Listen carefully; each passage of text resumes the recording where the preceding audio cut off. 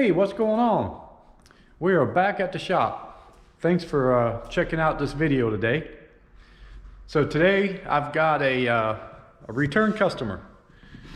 You guys may have recognized this car. We had a big build on this one. I think we had 6 parts to it, maybe 7. The videos were kind of long, and I just had to split them up. We did so much to this car. If you haven't checked any of them out, be sure to go back and check them all out. We did a Vortec supercharger. We did a big brake kit by Wellwood Brakes. We did a clutch. I mean, we did gauges, all kinds of stuff, right? So, and at the time, I had other cars that needed to come in. So he went ahead and picked the car up. He took it, he's enjoyed it. He's taken it to some shows and cruise-ins. He won, like, I think best of show on this thing for the year that he entered it in. Car is really nice, man. It gets a lot of looks.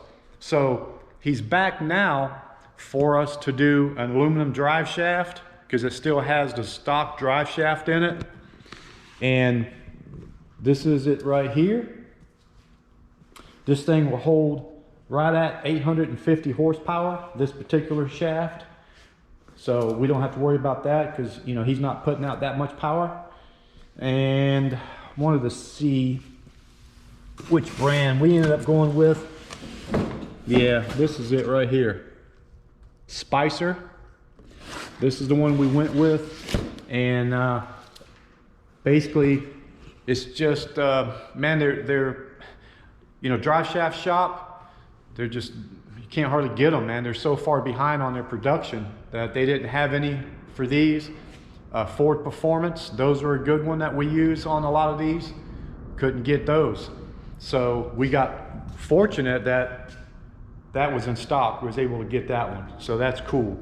We're also doing some, we're gonna replace the stock lower control arms and the upper control arm. Still has stock ones on it. And here, this is a lower, and I'll show you what I'm doing there. And then here's the other lower and the upper.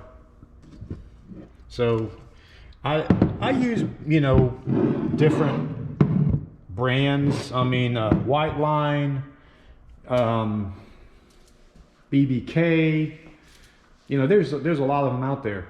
So these are UMI Performance, and they're really good quality. I mean, for the money, they come in a kit. You get all 3 of them for the S197 cars. You get the 2 lowers and you get the upper. Polyurethane bushings. They've got the grease fitting on each side there for the lowers. And nice little reinforcement right here where bolts to the rear end housing. So it's pretty cool. Now what I'm doing here, a lot of times when you get these aftermarket polyurethane ones, these bushings, they drive them in dry. They don't lubricate them.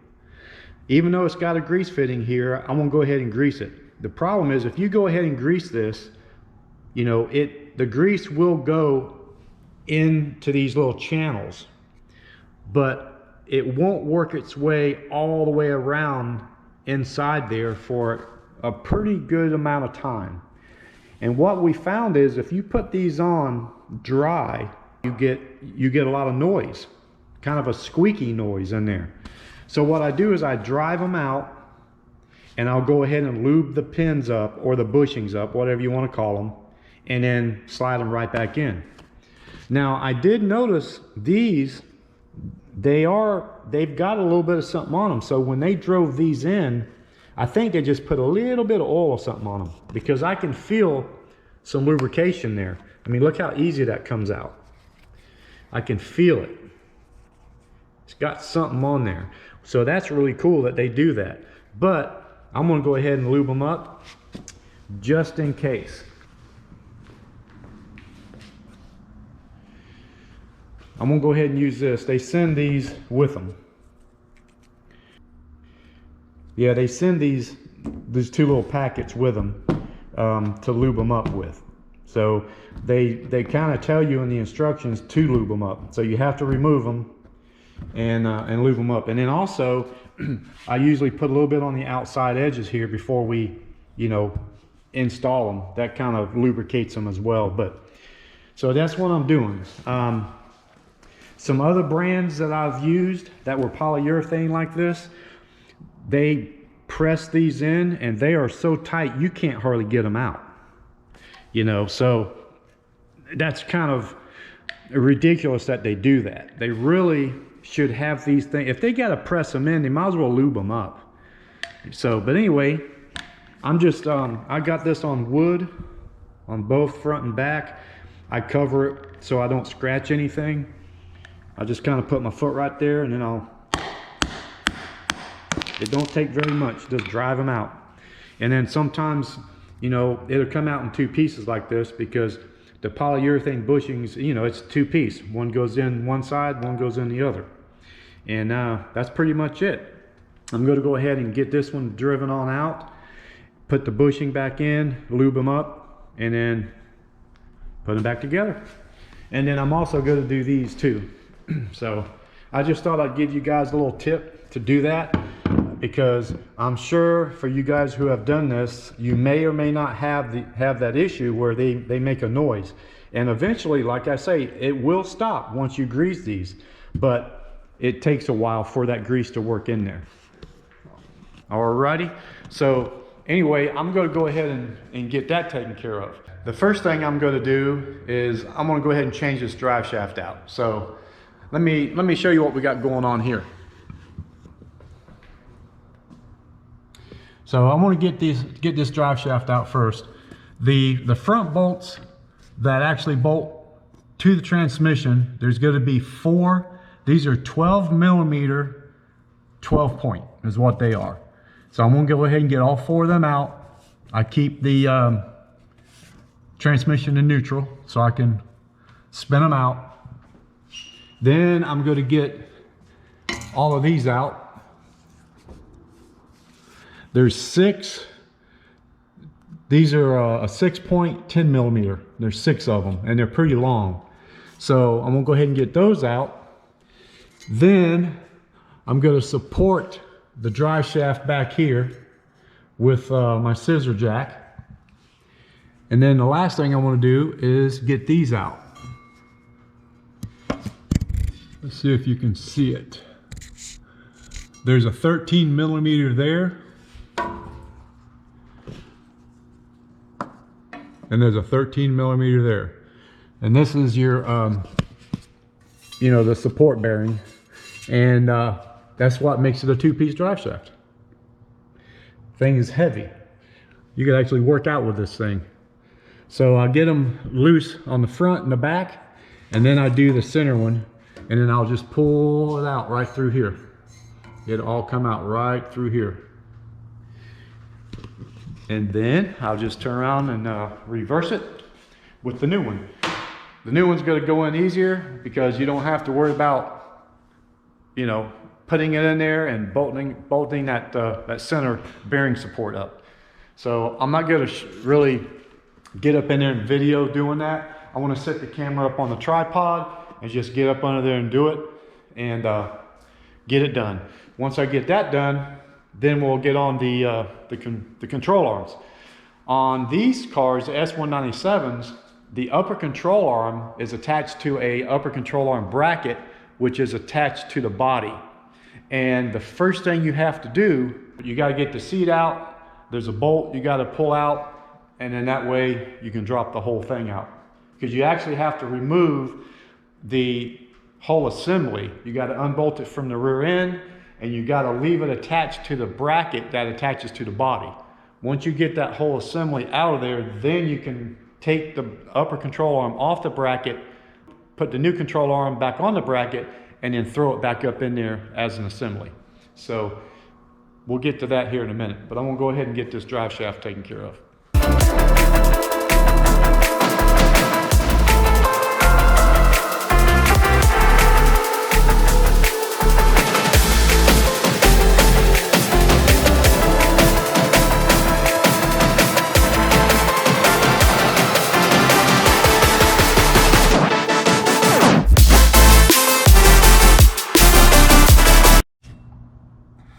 Okay, now that I got the drive shaft out, I'm going to clean this mating surface up a little bit, because you can feel a little bit of a difference where the old drive shaft was bolted on to this flange, and I want to make sure it's perfectly smooth so it sits on there 100% flat, because these are different, you know, I mean, same bolt pattern, but they're shaped a little different. So I'm just gonna clean it up using my little tool, or you can just do it with some emery cloth if you don't have an air tool. I want to put a fresh disc on there, one for metal, that's what that is, and I'm going to clean it up. Now, something else that you have to do on these, so you can see this is the factory setup where the long bolts go through. You reuse the bolts on that end, the 12 millimeter, but it comes with new bolts here because they don't have to be as long because of this big spacer adapter deal. But it comes with 2 bolts that are 13 millimeter head, and you have to put them in there like this first, right? Because once you have it on there like this, you're not going to be able to replace, or you're not going to be able to install these. So you put them on first before you stick the drive shaft up in there. And then these are the other ones that come in the kit. And of course they just slide on no problem, right? So they already got Loctite on them. They say to put Loctite on them, but these actually already come with Loctite on them. So, you know, you can, for a little extra measure, go ahead and put some on there. The torque specs on them are usually 90 to 100 foot-pounds on the front ones, and these back ones I think are about 50, 45 to 50, but I usually run them down pretty tight. All right, so let me go ahead and I'm gonna get that flange surface all cleaned up, and then I'll stick the drive shaft back in.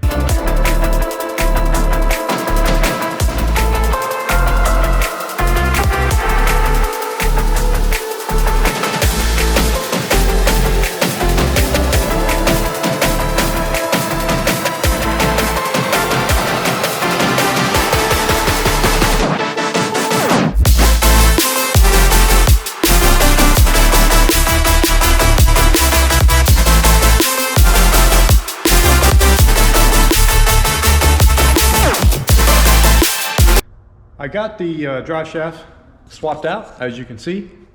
So here's the old one laying on the ground there, and the new one is up in there. Nice aluminum shaft. So I got these you had to reuse these bolts. That's the 12 millimeter 12 point. They have Loctite on them from the factory. So you want to clean the Loctite off. I used a wire wheel on the bench grinder, got all the Loctite off, cleaned up, threads real good, and then I put fresh Loctite on them. Got them all tightened up, torqued down. So the next thing is to get these control arms swapped out. I've got the bushings. I took the bushings out. I got them all lubed up. I've got them back in. Got everything cleaned up, ready to go on. Now these do have a left and a right side on these lowers. If you look at them, you can see how they're staggered. See how they go out to one side? Okay, so this one would be on the passenger side. This one's on the driver's side. The front, where it bolts to the body, doesn't matter. It's the same. But on the side of the rear end, they are offset. And if you look here, you can see, let me get a flashlight. If you look, you can see that side is closer towards the outside. That side is longer towards the inside. So that's how you actually put them back on. I'm gonna do the upper. I'm gonna go ahead and get that one done. The first thing you gotta do on the upper, since you have to take the whole bracket, upper control arm bracket off, let me show you. So there's the stock control arm right there, and it hooks to this bracket right there. Now, that bracket goes up above the fuel tank. So that's why you have to remove the back seat, just the lower half of the seat, not the back. And it's very simple.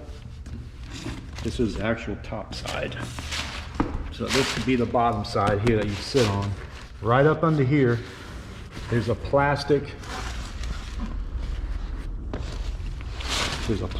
tab right here that you just push in on. Okay, that's pretty much all you got to do.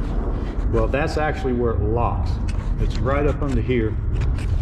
You can't really see it, it's up underneath. Right there.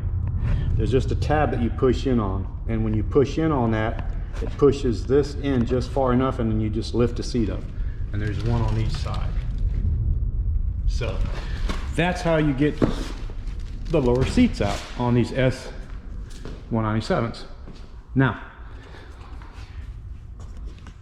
once you get that out, you'll see right in the center of the hump, under the seat, you'll see this bolt.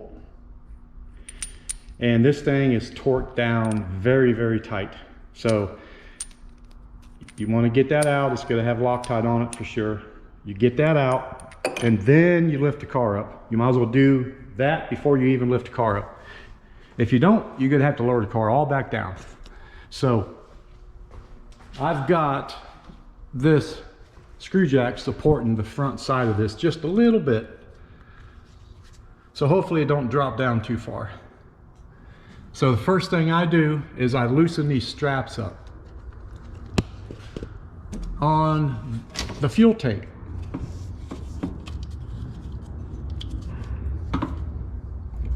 The fuel tank has to drop down just a little bit. So I think that's a T50 Torx head.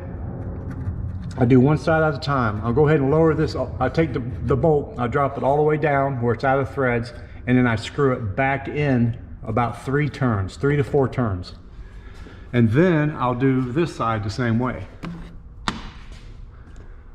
There's another one right there. Do that the same way. Now sometimes when you do the second one, the tank will drop down, but it's only going to drop down so far because you haven't taken the other side completely out. But these tanks do stick to the body. They put it's kind of a rubberized insulating coating on the fuel tank. So it's not a metal to metal rub and causes vibration. So it's just a pad. It's a rubber pad between the tank and the body. So it always sticks to the body. So the tank won't even drop down once you do this most of the time. Once you get these down where you want them, you have to get a pry bar in here and try to break it loose, and then the tank will drop down, and it'll only drop down, you know, an inch and a half. That's all you really need. Because, let me see if I can get in here.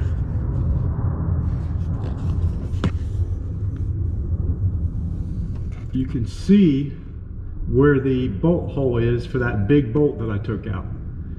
You can see when that tank is up, there's not enough room for this bracket to drop down. It's got a big sleeve, that's part of the bracket that goes up into the body. And you have to lower this tank down so you have enough room for this bracket to drop down. And that's why you have to do that. The next thing to do is to take that bolt out. That's an 18 millimeter. And take the other bolt out. There's 2 of them, another 18. Before I do that, I'm gonna go ahead and take this bolt loose here. That's holding it to the rear end. That's a 21 millimeter. And on this particular one, you don't really have to put a wrench on it because it's gonna stop turning. So I'm gonna go ahead and get that out of here. Once I get that done, I'm going to work that out of there, and then I'll be on the ground removing that big nut that the bracket hooks to the front half of the control arm, and then I'll be putting the new control arm on and then just doing everything in reverse, putting it right back in.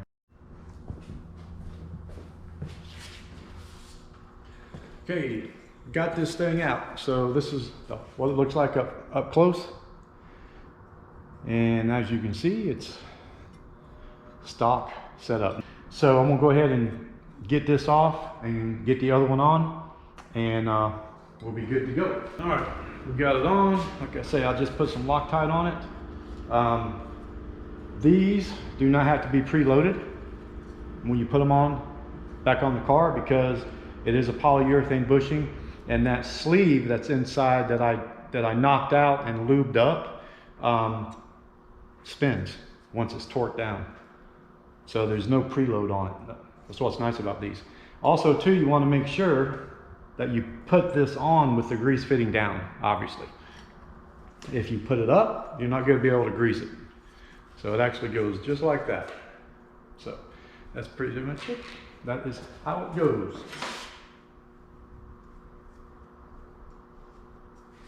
And I also threw a little bit of grease on the outside just to have a little bit of, just so it would be easier to install. The bushing itself doesn't really turn, but you know, as you can see, this does spin on the outside of the bushing, so you want to keep it lubed up a little bit. When you do grease these, the grease will make its way out through the areas on the polyurethane bushing, not only to lube up the inside, but to kind of lube up the outside here too. So now I'm just going to kind of put it back in the same order that it came out, and what I'm going to have to do is, once I get everything kind of bolted back up, I got to lower the car down, and I have to make sure that this is up inside the car correctly. The hole in the body is a lot larger than this, and this has to go up, and then there's a small area about 1/4 of an inch to a 1/2 inch that this has to go up into, and it has to be centered with the hole. If it's not centered with the hole, you won't be able to get the bolt down through there to line up the threads. So you kind of have to put this up in there. It's almost better to have somebody in the car while you're doing this. That way they can see if it's up in there where it needs to be, and then they can go ahead and put the other bolt in, go ahead and snug it up so it doesn't move, and then you can get everything else done underneath, torque down, tighten up. Then when you lower the car down, then you can really torque that one. That one has to be torqued to, I think it's 180 foot-pounds or 220. I mean, it's a lot. So I'm gonna go ahead and get this going.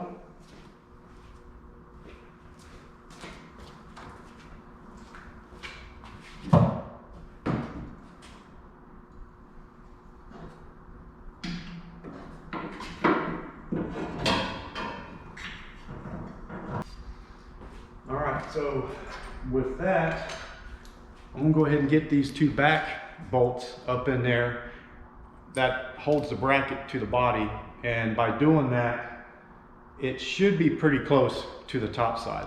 But I'm gonna go ahead and get them up in there. I'm not gonna tighten them all the way. I'm gonna just snug them a little bit, and then I'm gonna go ahead and get the other bolt started, get it lined up right, snug it up to get these tight. And I'm also going to put Loctite on them. I just use this orange Loctite. It's high strength, but it's removable. Like the red Loctite is actually high strength, but you have to heat it to remove it. You can get them removed without heating them, but sometimes you'll pull the threads if it's a smaller bolt.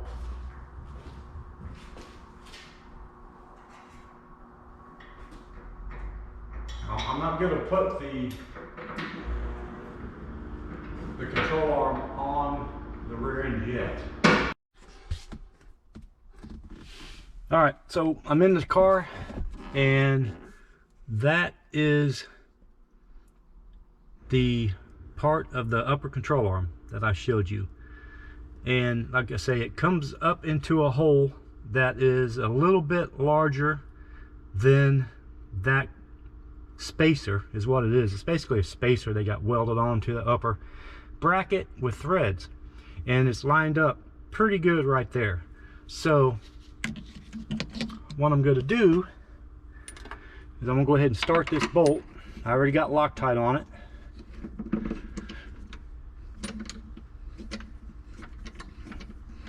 And then it only comes up just a little bit, and it's lined up. So for now, I'm going to go ahead and tighten it up with the air gun.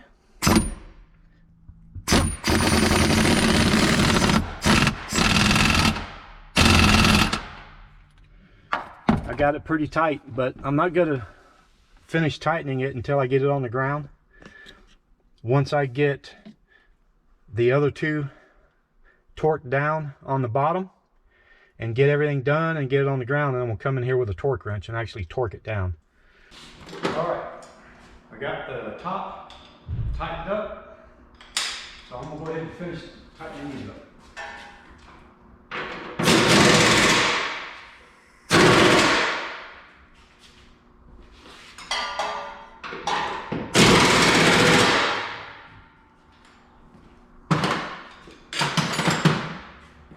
The only thing that's left is to get this lined up, which actually is pretty much lined up right there. And I'm going to get this one back in there. This is just reuse the factory bolt. This is where the control arm will bolt to the rear end housing. And I'm going to do some more Loctite, even though this is a self-locking nut. I want to take it in the same way I took it out.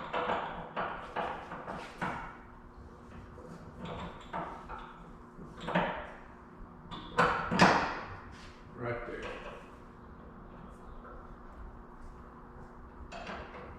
Now, since we're putting on this aftermarket upper, it doesn't have this lip on it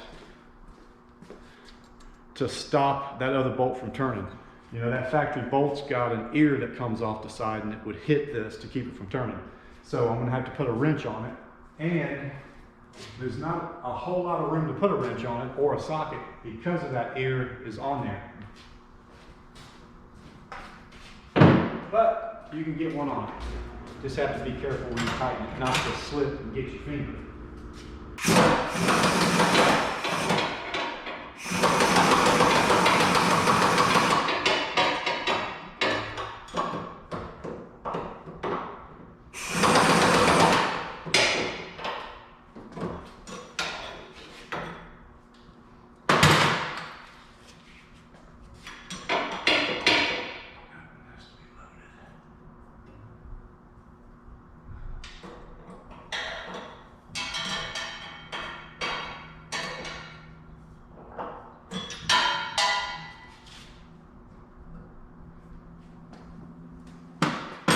Okay, so on this part here, where the control arm bolts to the rear end housing, the rear end housing has the bushing in it, and it still has the stock bushing, which is a rubber pressed in bushing.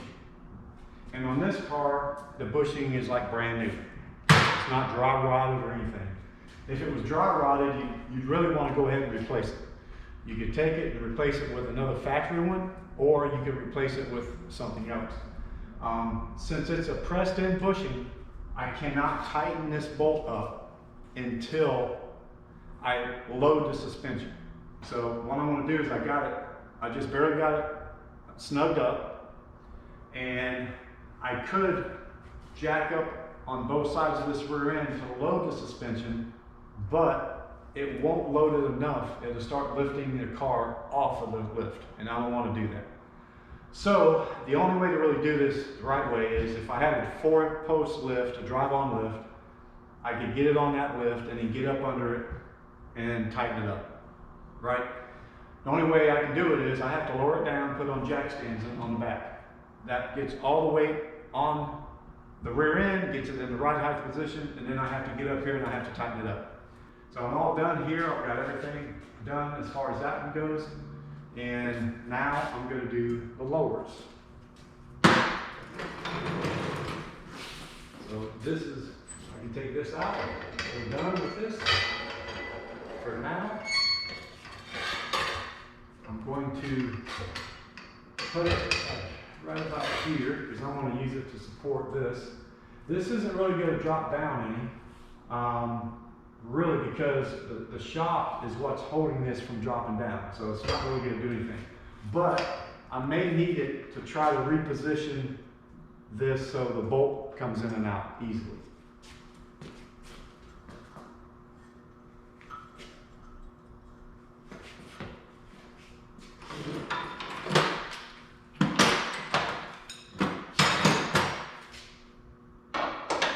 Yeah, so it's an 18 millimeter.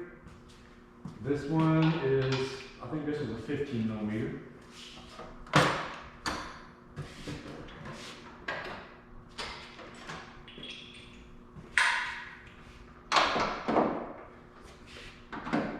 That's good there.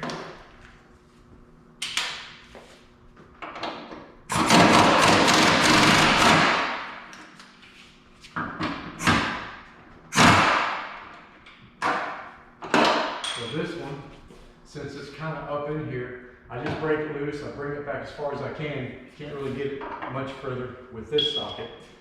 I'm going to break them both loose, and then I'm going to end up using the other swivel, which will give me more of an angle.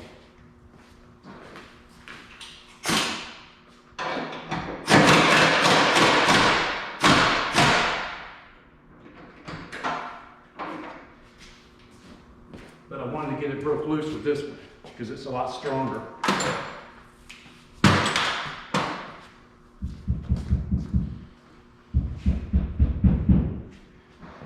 Guys must be building something next door, as you can hear. So if you hear ding and banging, that's what they're doing. All right, let me get this one.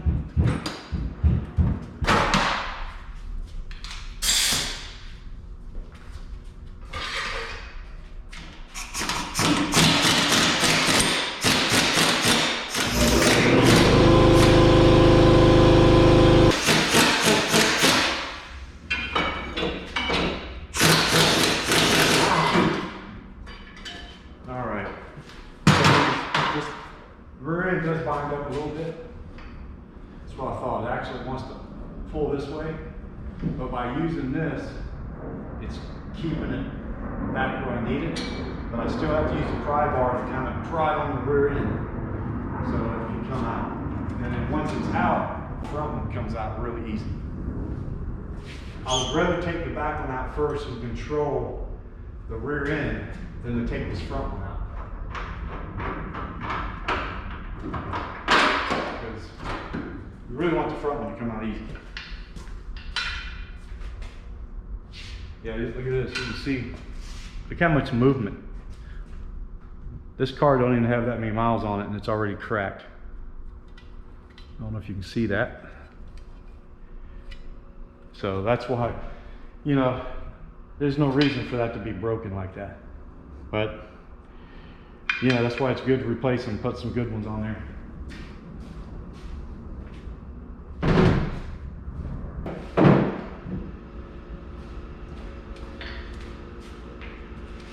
Yep, and you see I got them all lubricated, all along the outside. It's all lubricated, so it goes up in there and easy, and it will work. When you won't get any noises, squeaking or anything from dry bushing on the frame or on the body. So I'm gonna go ahead and there again, the offset has to go towards the inside on this one.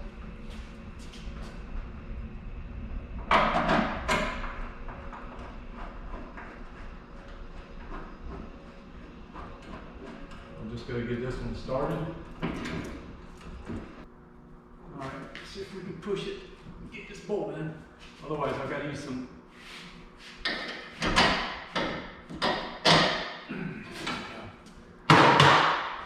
if that didn't work, I would just use a ratchet strap and strap the back of this rear end to the body and ratchet it forward. But that seemed to work.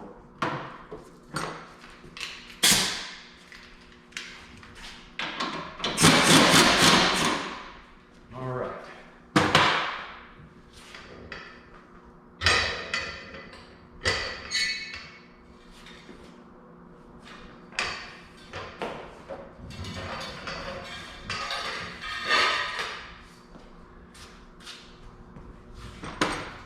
So these, since they're polyurethane bushings, you don't have to preload the suspension.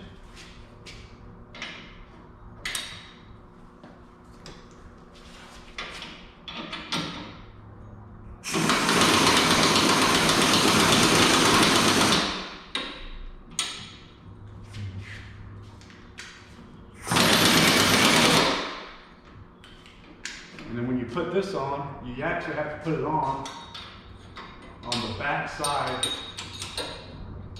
of that rear end housing so it can spin up in the natural direction.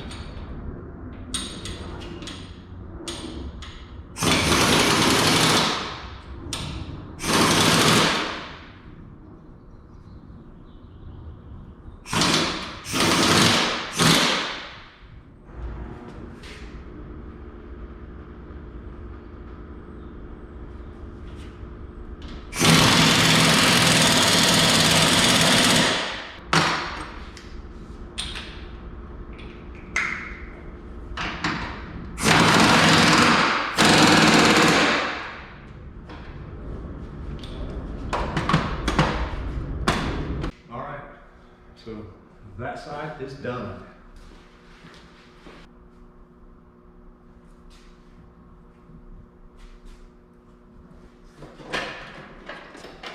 So something else I just thought about, you always want to check these grease fittings.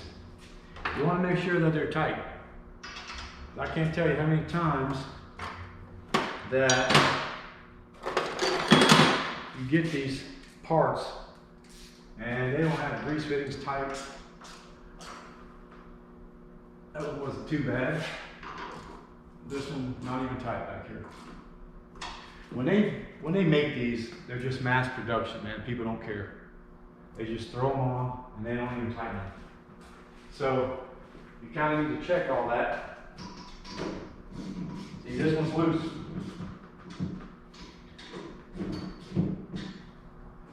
I already checked the top one. It was actually tight. So that's just something you gotta do.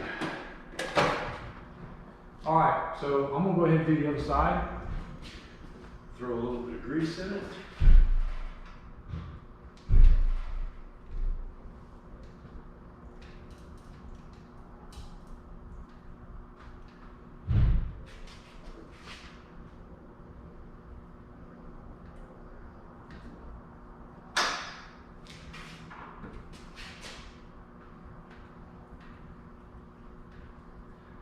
You can feel it start filling up. Gets a little bit of pressure. And that's about all you want to do. You don't want to over grease it. You can fill it up. You can feel it filling up the chamber in there. There's a big space between the bushings. Once it fills up that space, then it starts traveling through the little grooves that they have in the bushing. And then once it stops and gets hard, it's made its way to the outside edges. And that's really all you need right there.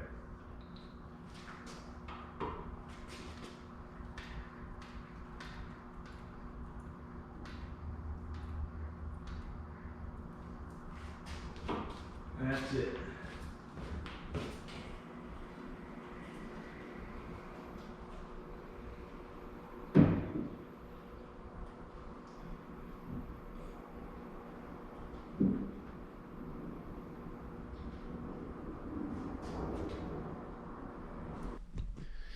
Well, guys, I went ahead and finished that one up, and I want to do a little outro here on this video. So I took the car for a ride, and it was night and day difference. I mean, it's unbelievable how replacing the upper and lower control arms on the back of those S197 Mustangs make the car feel so much better. Man, it hugs the road. It's still a nice ride. It actually rides better than it did with the rubber bushings, the stock bushings. There's so much movement on that rear end with those stock control arms. It's just unbelievable, the difference. I don't know why Ford put such soft rubber bushings on those control arms. And it's the combination of both, the upper and the lower. But the upper is very soft. There's so much movement on that rear end. The pinion angle is just, when you accelerate on the car, it really rolls up, you know, and the car is just so unstable. And I could feel the difference. It was amazing. He is going to freak out when he feels the difference of this car. You know, aluminum drive shaft is also going to help out as far as acceleration and stuff, but the ride of that car is just night and day difference with those control arms. So I'm going to go ahead and end this video here. I appreciate you guys, you know, checking it out and staying with me through the whole video. The lower control arms are really a piece of cake. You know, they're not hard at all. The upper control arm can be a little challenging since you have to lower the tank down. You got to take the seat out. You know, there's certain steps that you have to take to do the uppers. And I see a lot of guys bringing their cars in that they've done lowers, but they didn't do the upper. And it's a lot easier to have a lift, obviously, for the upper. You know, I've done them on the ground on jack stands, but you know, it is what it is, right? So I do appreciate it, like I say, and you know, please like, subscribe, share the video, leave some comments, and hey, hit the notification bell so you get notifications on the next videos that come out. All right, we do appreciate it, and we'll catch you on the next video.